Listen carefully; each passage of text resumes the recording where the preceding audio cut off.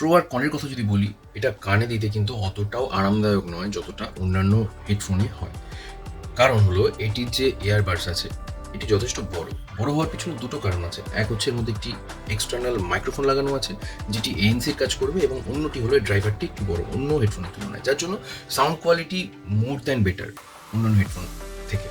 তো সেই জন্য বলবো কানের জন্য প্রচণ্ড যে কমফোর্টেবল সেটা নয়, তবে আপনি যদি ঘন্টা বা 2 ঘন্টা 3 ঘন্টা ইউজ করেন মনে হয় না কোনো রকম ইস্যু বা কানে কোনো রকম সমস্যা ঘটবে। তবে আরেকটি কথা না বললেই নয়, স্পেশালি এই হেডফোন নিয়ে, কারণ এর এএনসি টেকনোলজি, এর এই যে একটি বাটন দেওয়া রয়েছে, এই বাটন আপনি প্রেস করে যখন তখন এএনসি অন করতে পারেন বা অফ করতে পারেন।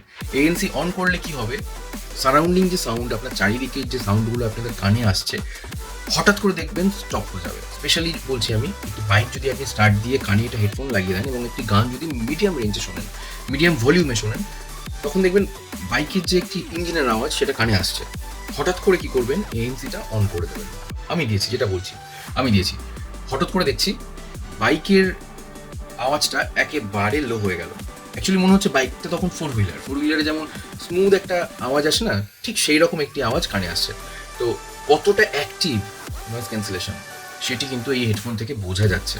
তো ওভারঅল প্যাকেজ খুব সুন্দর, প্রাইজিংও খুব সুন্দর, আর বিল্ড কোয়ালিটি নিয়ে তো কোনো কথাই হবে না। জাস্ট একটা ছোট্ট কন, যেটা হলো এটির সাইজটি একটু কম, ব্যাস। সব কিছু ভালোর মধ্যে একটু খারাপ কিছু অ্যাকসেপ্ট করে নেওয়া যায়।